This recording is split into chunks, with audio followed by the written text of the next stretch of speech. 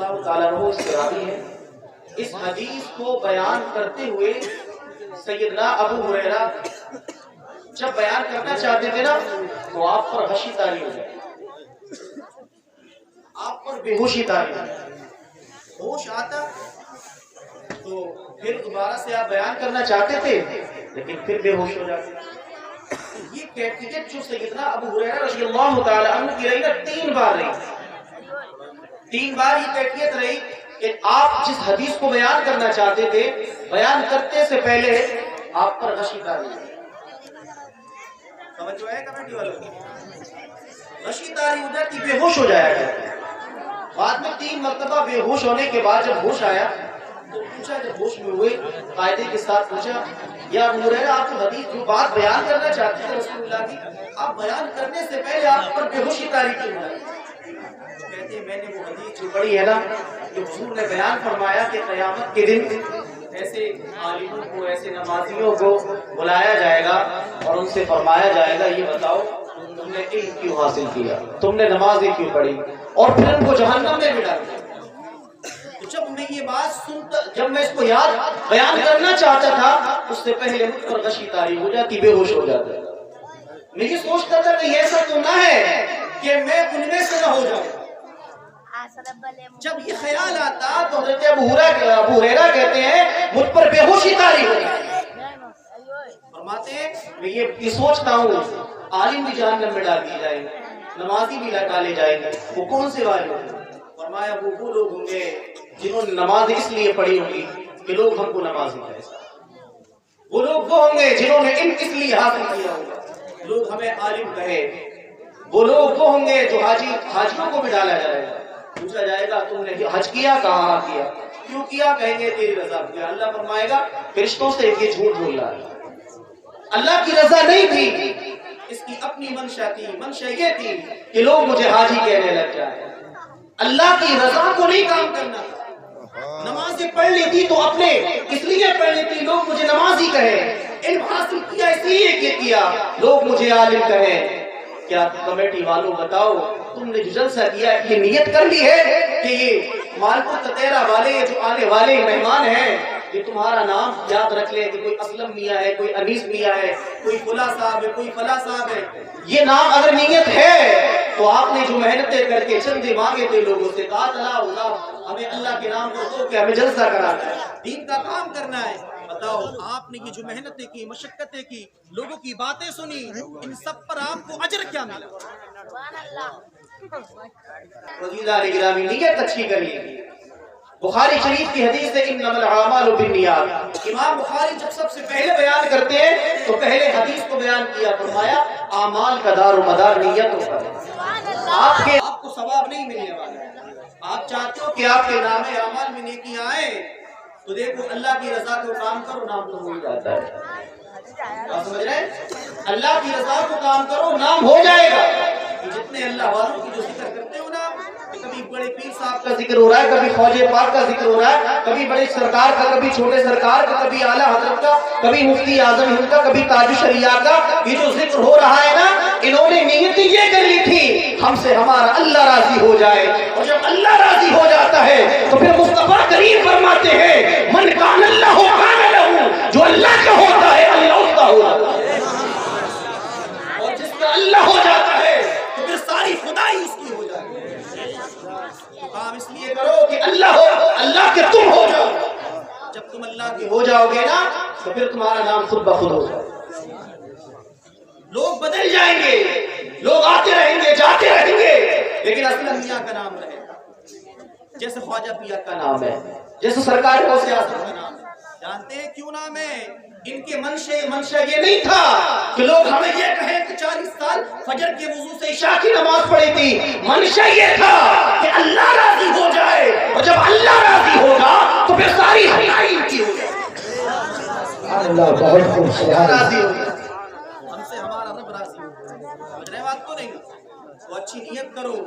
اعمال جب رات دن سجدے میں رکھو آپ سر کو, کہ ثواب نہیں ملنے والا ہے جب تک نیت اچھی نہیں ہوگی.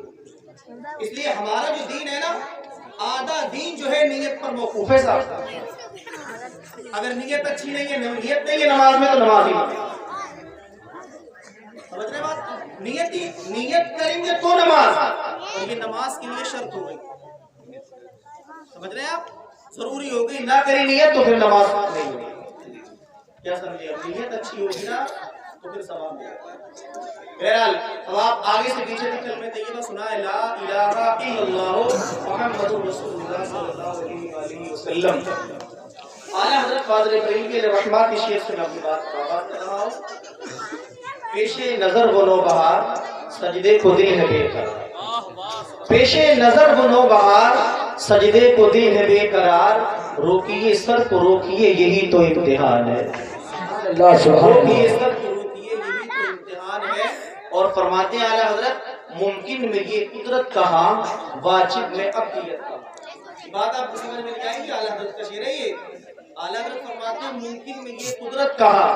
سمجھا دوں ایک منٹ میں بات. جو ممکنات ہوتے ہیں نا، تو ممکنات کے بس کی بات نہیں ہوتی ہے. کیا آپ ممکنات میں سے ہو تو آپ کے بس کی ہے کہ کسی سورج کو ڈوب جائے تو پلٹا دو؟ نہیں ہے نا بس کی بات. ہے کسی ممکن کے بس کی بات کہ انگلیوں سے جو ہے پانی کے چشمے بہا دے؟ ہے کسی ممکن کے بس کی بات کہ سورج چاند کے 2 ٹکڑے کر دے؟ ہے کسی ممکن کے بس کی بات کہ پیڑوں سے سجدے کرا لے، پتھروں سے کلمہ پڑھا لے؟ تو اعلیٰ حضرت فرماتے ہیں ممکنات میں یہ قدرت نہیں ہوتی ہے. لیکن آگے فرماتے ہیں جو واجب ہوتا ہے نا، واجب، تو واجب میں بندہ ہونا نہیں ہوتا ہے. تو مصطفیٰ ممکنات میں سے بھی نہیں ہے، واجبات میں سے بھی نہیں ہے. اگر ممکن مانے تو پھر کسی ممکن میں یہ طاقت نہیں ہے کہ سورج کو ڈوب جائے تو پلٹا دے، چاند کے 2 ٹکڑے کر کے دکھا دے. کسی ممکن کے بس کی بات نہیں ہے.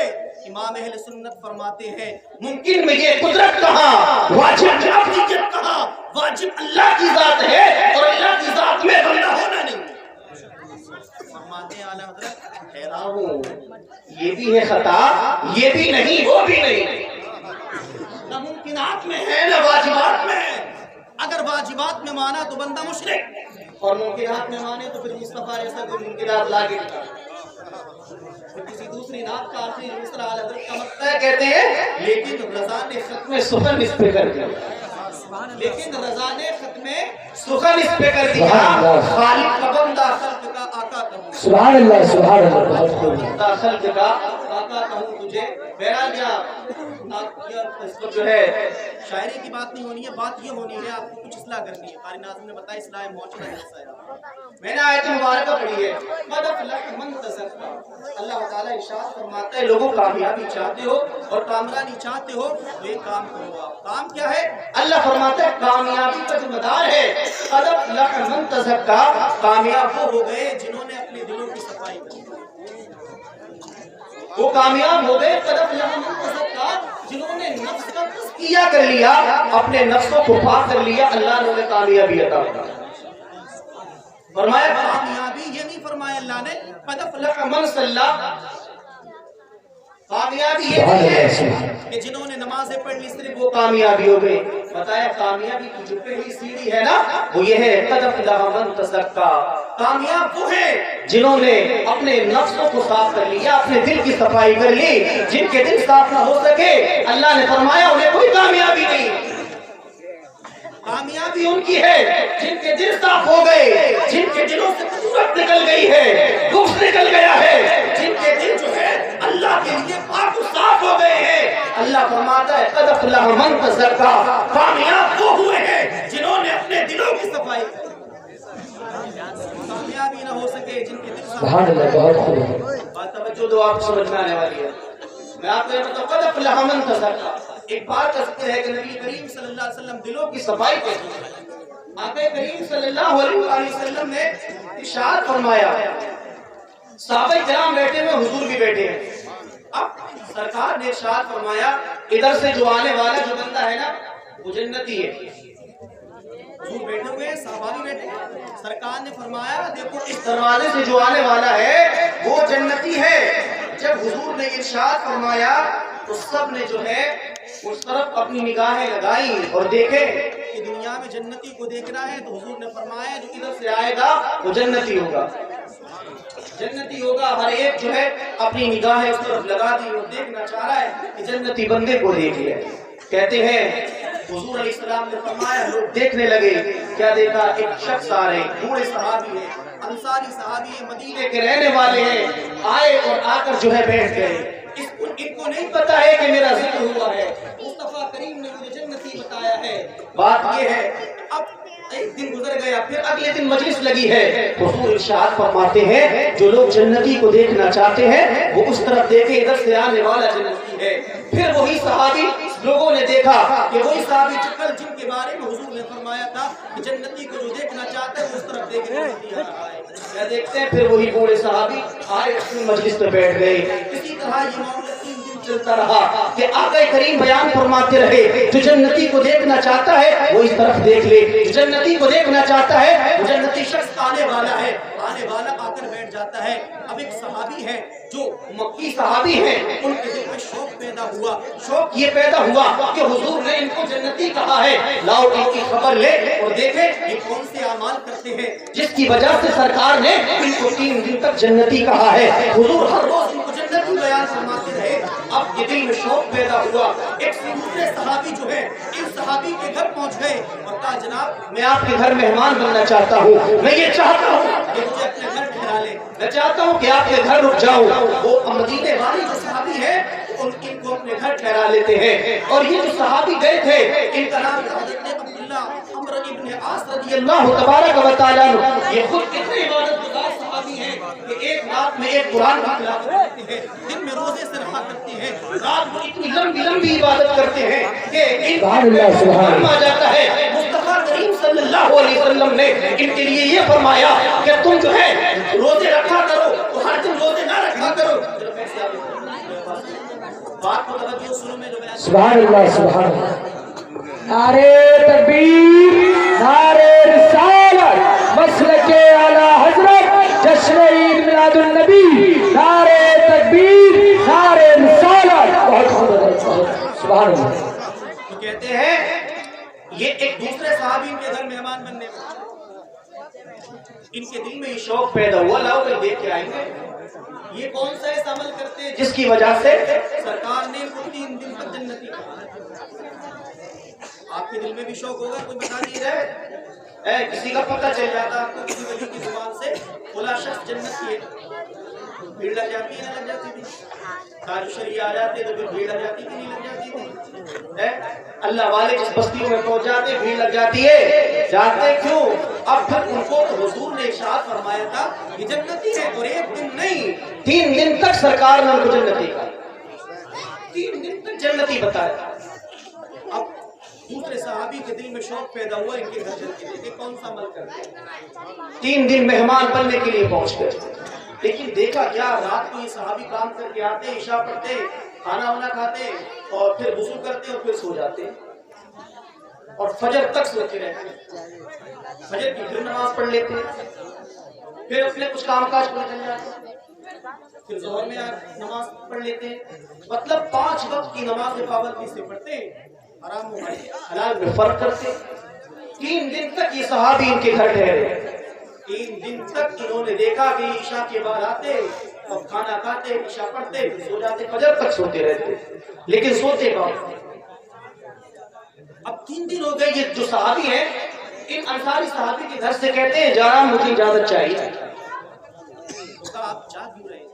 मैं जा रहा हूँ, जो चीज देखने आया था ना, मैंने ये देखा कि आपके जो अमाल है, आप ईशा की नमाज पढ़ते और सो जाते, फजर पढ़ते, और ये खुद जाने वाले एक रात में कुरान खत्म किया करते, दिन में रोजे से रहा करते थे। हुजूर ने इनको मना फरमाया था कि थोड़ी इबादत कम कर लो, रोजे को छोड़कर रखा करो, कुरान को 3 दिन में पूरा किया करो। सरकार ने हुक्म बयान फरमा दिया।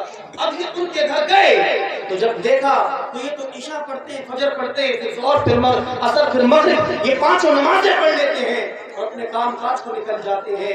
इन सहाबी ने मदीने वाले जिनको जन्नती बताया गया था ना, इनको कहा, रोक के कहा, सुनो आप किसी गरज से आए थे, बताओ वो गरज क्या है आपकी?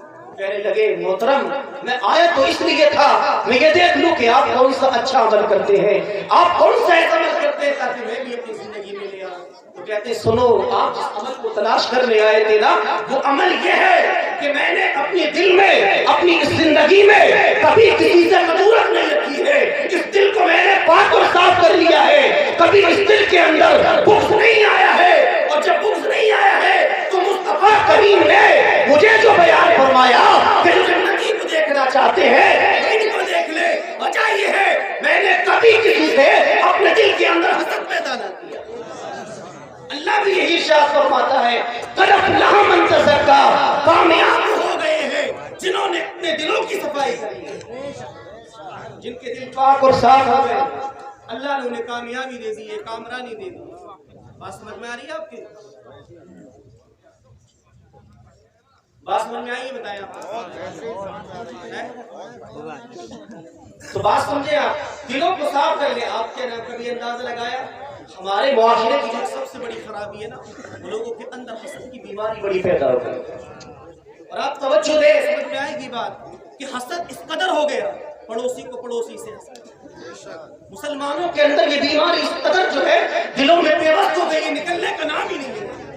کسی نے مکان بنا لیا صاف حسد ہو گیا، اور یہ حسد صرف آپس میں نہیں رہا، اپنے ائمہ سے بھی ہو گیا، اماموں سے بھی ہو گیا۔ اماموں سے کیا ہوا؟ ان کی اچھی لباس دیکھ کے حسد ہو گیا، صاحب امام صاحب اب تو جو ہے بات ان کی عمدہ لباس کو دیکھ کر لوگوں کے نظریے بدل گئے، نہ جانے کیا کر ذہن میں سوچنے لگ گئے۔ یہی ہے کہ دل کی صفائی نہیں ہے، اور جب دل کی صفائی نہیں ہے تو پھر کامیابی تم سے دور ہو گئی ہے۔ اللہ نے یہ نہ کہا کہ نمازی بن جاؤ، بلکہ یہ فرمایا تم چاہتے ہو کامیابی قد افلح من تزکا، تو پھر کامیابی یہ ہے کہ دلوں کی صفائی کرو۔ دل صاف نہ ہو سکے تو پھر کامیابی نہیں، دل کی صفائی نہیں ہے نا ہماری، جو کامیابی ہم سے کو ہماری معاشرت صفائی کی جانب چاہیے۔ کل نہیں دیکھا ہوگا آپ نے کہ 12 بجے تک ہمارے اسلامی نوجوان بھائی جگے ہوں گے، 2022 آنے والا، تم نے رنگ کیا کیا چلا لیا، تم نے دی اللہ کا رنگ چڑھانا تھا، تم نے دوسرے سارے رنگ اپنے اوپر چڑھا لیے۔ اللہ ارشاد فرماتا ہے صبغۃ اللہ ومن احسن من اللہ صبغۃ ونحن له عابدون، اللہ کے رنگ سے بہتر کوئی رنگ نہیں ہے، تو پھر تم کیوں نہیں اللہ کے رنگ کو اپنے اوپر چڑھا لیتے؟ اللہ کا رنگ چڑھایا ہوتا تو پھر ہیپی نیو ایئر میں نہ پڑھتے، اللہ کا رنگ چڑھا لیا ہوتا تو پھر جو ہے ان جو ہمارا شب و روز برائیوں میں گزرتے ہیں، گانے بازوں میں گزرتے ہیں، ہرگز نہ گزرتے۔ ضرورت یہ تھی اللہ کے رنگ کو اپنے اوپر غالب کرنے۔ یہ آیت مبارکہ جانتے ہیں نازل جب ہوئی نا صبغۃ اللہ، ایک صحابی تھے حضرت عبداللہ ابن سلام رضی اللہ عنہ، آیت مبارکہ کا شان نزول یہ کہ یہ مسلمان ہوئے یہودی تھے پہلے، ان کی ایک عادت تھی کہ ہفتے کے دن یہ شکار کو یہودی مذہب میں جو ہے ہفتے کے دن کو بڑا تعظیم کی جاتی ہے۔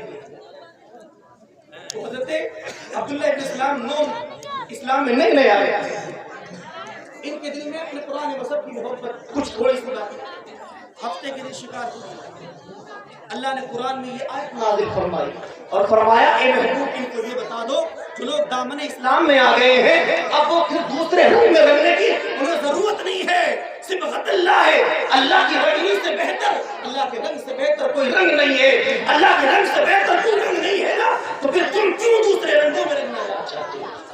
اللہ کے رنگ میں رنگنا، اللہ کے ہو جاؤ، یہی تو ہے، اللہ کے ہو جاؤ، اور اللہ کے ہونے کے لیے یہ ہے کہ تمہیں اللہ کا ہونا ہے، پھر قد افلح من تزکا، اپنے دلوں کو صاف کرنا۔ اس آیت کا جو آگے جو جز ہے وہ ہے وَذَكَرَ اسْمَ رَبِّهِ، اور اپنے رب کا نام لو۔ رب کا نام کیا ہے؟ رب کا نام یہ ہے اللہ کا ذکر۔ اللہ کا ذکر جانتے ہیں آپ کیا ہے؟ اللہ کا ذکر یہ ہے کہ آپ جو ہے گناہ کریں تو پھر ڈر جائیں۔